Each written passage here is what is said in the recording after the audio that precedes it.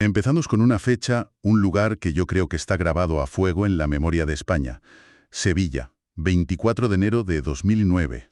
Desde luego. Es la noche en que Marta del Castillo, una chica de 17 años, pues se esfuma. Desaparece sin más. Su caso se convirtió en mucho más que un crimen. Es una herida abierta, una obsesión nacional. Y la pregunta que nos trae aquí hoy no es solo quién la mató. No, porque para eso ya hay una condena. Exacto. La verdadera pregunta, la que carcome a su familia y al país entero es ¿dónde está? Nuestra misión hoy es bucear en las fuentes del caso para desentrañar no solo la cronología, sino el porqué de las mentiras, las contradicciones. El pacto de silencio. Y ese pacto de silencio que impide a una familia, más de una década después, tener un lugar donde llevar flores. Y para eso vamos a seguir el rastro que dejan los documentos del caso, los testimonios, los informes forenses, los datos de los móviles. Es un hilo que empieza siendo muy claro, muy definido, pero que en un punto concreto se convierte en un nudo. Imposible de desatar. Efectivamente. El objetivo es ver dónde y por qué se enredó todo, y qué nos dice eso sobre el misterio final, la localización del cuerpo. Es un análisis que va de los hechos probados a un terreno ya, mucho más pantanoso. De acuerdo. Pues vamos a ese punto de partida, a las últimas horas de normalidad. La tarde del 24 de enero, Marta está en su casa chateando. A eso de las 5:30, le dice a su madre que baja un momento a hablar con su exnovio, Miguel Carcaño. Y aquí ocurre una de esas casualidades del destino que hielan la sangre. Sí, al salir por el portal se cruza con su padre, Antonio, que volvía cargado con las bolsas de la compra. Exacto. Y es precisamente esa normalidad lo que hace que el caso conecte tanto. Pone de manifiesto que una tragedia así no empieza con grandes avisos, sino en un portal cualquiera, una tarde cualquiera. Claro, es el último momento familiar, el último cruce de miradas. A partir de ahí, la reconstrucción de los hechos, durante un par de horas, es sorprendentemente precisa. Sí, porque hay testigos. Hay testigos. Marta y Miguel se reúnen en un parque con un amigo menor de edad, al que todos conocemos por su apodo, el Cuco. Y otros chicos. Están allí hasta las 7, más o menos. Después, Marta y Miguel se van solos en el ciclomotor de él. Sí, ella era muy devota de la Esperanza de Triana y quería visitar la basílica, pero Se la encontraron cerrada, se la encontraron cerrada. lo que les obliga a improvisar. Dan una vuelta, hacen tiempo, y sobre las 8:10 de la tarde se cruzan con otro amigo en pleno puente de Triana.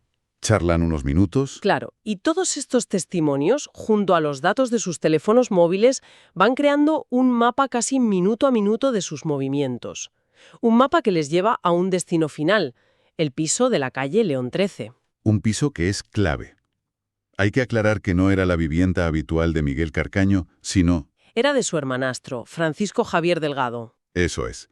Y es al llegar a ese piso donde el mapa se rompe. El hilo nítido de los acontecimientos se corta en seco. Se pulveriza, porque tenemos una hora exacta, un punto de inflexión crítico que la investigación considera inamovible. ¿Cuál es esa hora? A las 20:28, el móvil de Marta recibe una llamada de una amiga. La llamada se descuelga, pero se cuelga al instante. Inmediatamente después, el teléfono de Marta pierde la cobertura y nunca más vuelve a dar señal. O sea que... Para la policía, ese instante, las 8:28 de la tarde, es el momento de la muerte de Marta.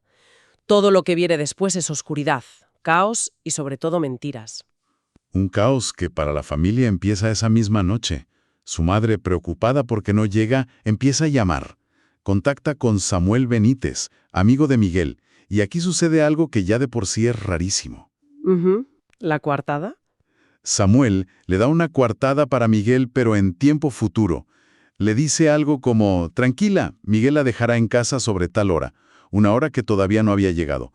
¿Cómo podía saber eso? Es una de las primeras señales de alarma que indican que algo va terriblemente mal y que además la historia que se está construyendo no se sostiene para nada. Nada. Esa llamada es lo que moviliza a la familia y a los amigos, que empiezan una búsqueda desesperada por su cuenta. Y esa búsqueda les lleva, varias veces durante la madrugada, a la puerta del piso de León 13. Y lo que encuentran allí es fundamental. Es que es increíble. Están interactuando con una escena del crimen sin saberlo. A medianoche va el padre de Marta. Llama a la ventana, todo oscuro, sin respuesta. Nada. Un par de horas después, a las 2 de la mañana, van unos amigos y hacen algo que te pone los pelos de punta. Levantan la persiana desde la calle y miran dentro. Imagina la desesperación de esos chicos. No ven a nadie, solo oscuridad. Es plena madrugada, su amiga no aparece y están actuando casi como detectives por su cuenta. Esto nos dice mucho del nivel de angustia que ya existía horas antes de que la investigación oficial cogiera ritmo. Pero la visita más reveladora es la siguiente. La de las 4:30. A las 4:30 de la madrugada. Acuden la madre de una amiga y el padre de otro. Y esta vez sí que sale alguien. Francisco Javier Delgado, el hermanastro de Miguel. Y estas personas perciben algo al instante, algo que no pueden ignorar. Un olor penetrante, fortísimo e inusual a lejía y otros productos de limpieza. Es un detalle sensorial que grita encubrimiento. No es un olor normal de limpieza rutinaria, es el olor de un intento desesperado por borrar pruebas. Claro. Y esto ocurre apenas unas horas después de la muerte de Marta.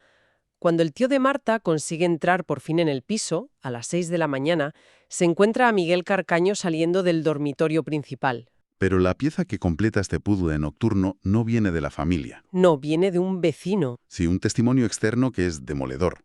Un vecino declara a la policía que, sobre la 1:30 de la madrugada, vio a Miguel Carcaño en el portal del edificio. Y la imagen que describe es muy concreta. Concretísima. Miguel está de pie junto al espejo del portal, como arreglándose la ropa, y a su lado tiene una silla de ruedas. No una silla de ruedas cualquiera. Era la silla que había pertenecido a la madre de Miguel, ya fallecida. Este testimonio es una de las pruebas clave de la acusación porque apunta de una manera muy gráfica al momento y al método que pudieron usar para sacar el cuerpo del edificio. Sin levantar sospechas.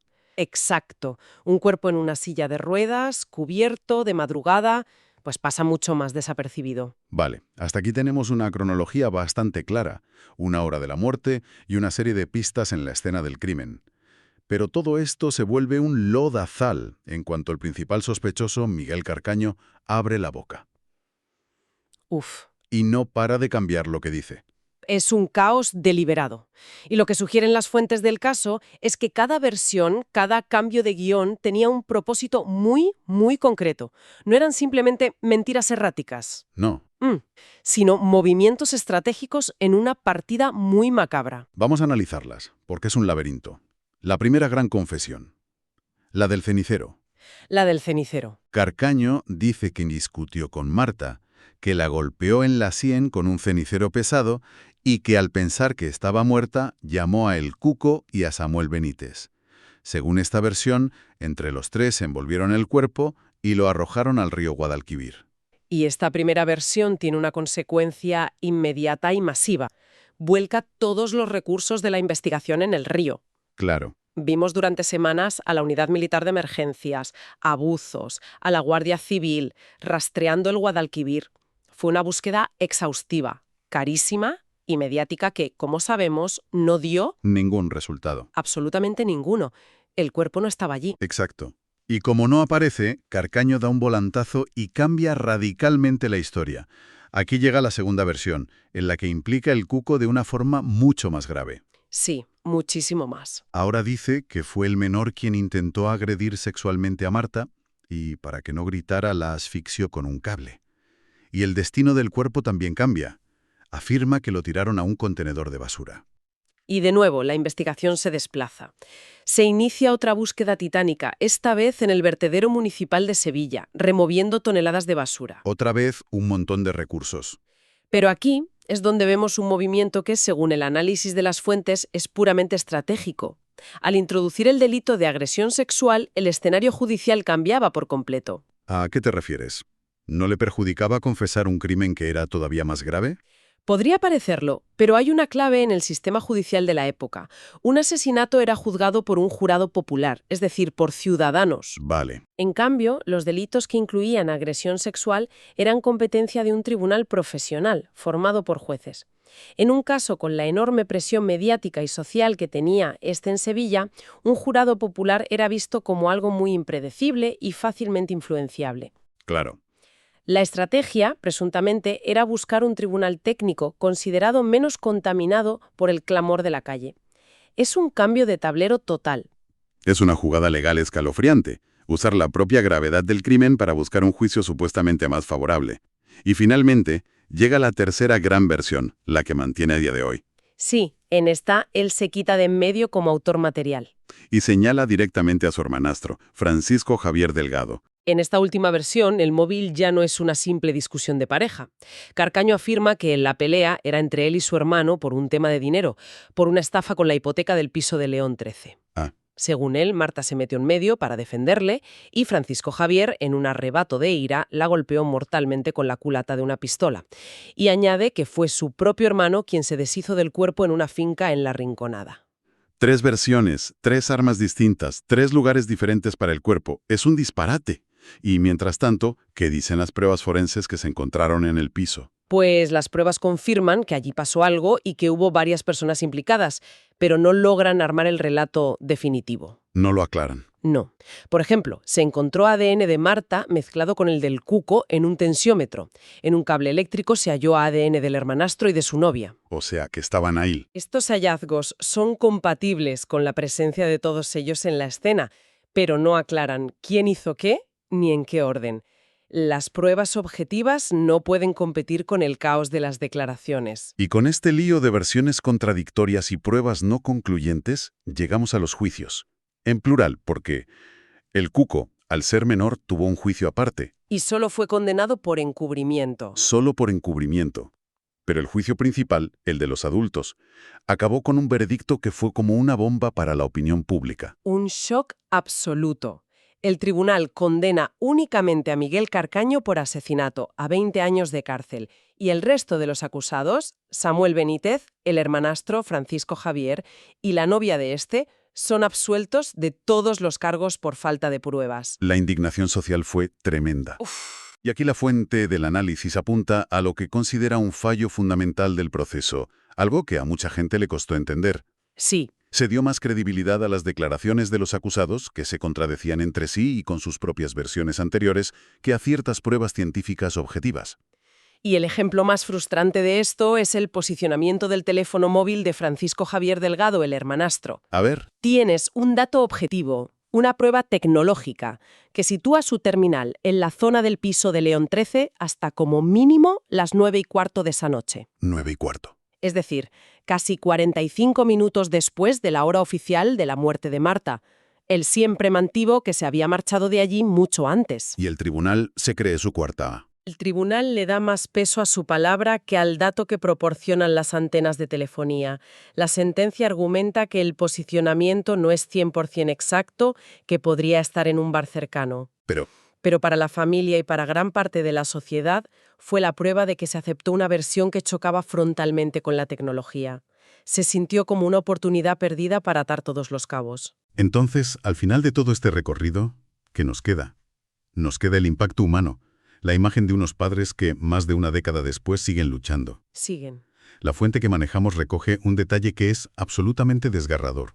El padre de Marta, Antonio, todavía guarda una botella de champaña en la nevera. Sí. No porque tenga la esperanza de encontrarla viva, sino para descorcharla el día que por fin encuentren sus restos y puedan darle sepultura. El objetivo ya no es la justicia penal, es la paz. Y esa búsqueda incansable nos lleva a la pregunta final, la que lo envuelve todo. Si los absueltos ya no pueden volver a ser juzgados por este crimen por el principio de non bis in idem, y Carcaño ya está cumpliendo su condena, ¿por qué nadie habla? Exacto. ¿Por qué persiste este pacto de silencio sobre el paradero del cuerpo? Uno pensaría que, pasado el peligro legal para la mayoría, alguien se rompería, ¿no? Exacto. Y aquí es donde la fuente plantea una reflexión final muy provocadora. Sugiere que el silencio no se mantiene por miedo a la cárcel, sino por algo más profundo.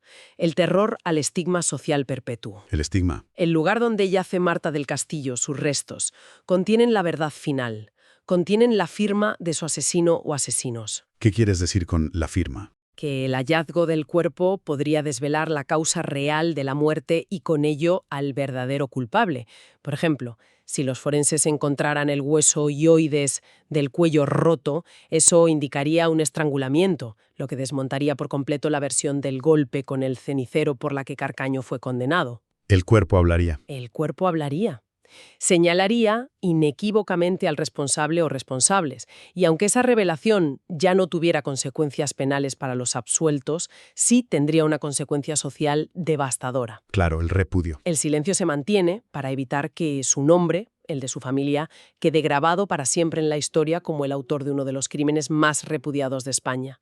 Nadie quiere cargar con esa mancha para la eternidad, y esa, quizás, es la clave final que mantiene a Marta desaparecida.